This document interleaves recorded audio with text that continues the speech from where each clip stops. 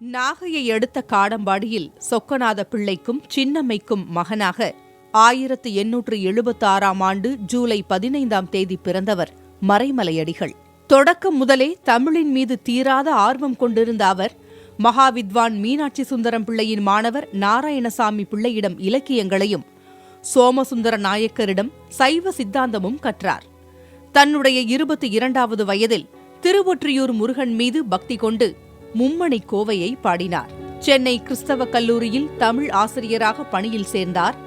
ஆங்கிலமும் சமஸ்கிருதமும் கட்டாயம் படிக்க வேண்டும் என்றும் தாய்மொழி பாடத்தை விருப்ப பாடமாக கற்றால் போதும் என்றும் சென்னை பல்கலைக்கழகம் அறிவித்தபோது அதை எதிர்த்து ஆசிரியர் பணியை துறந்தார்.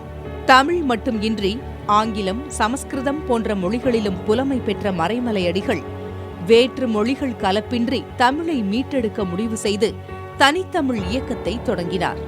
அதன் தொடக்கமாகவே சுவாமி வேதாச்சலம் என்ற இயற்பெயரை மறைமலையடிகள் என மாற்றிக்கொண்டார். அந்த பெயர் மாற்றத்திற்கான பின்னணியிலும் தமிழே இருந்தது.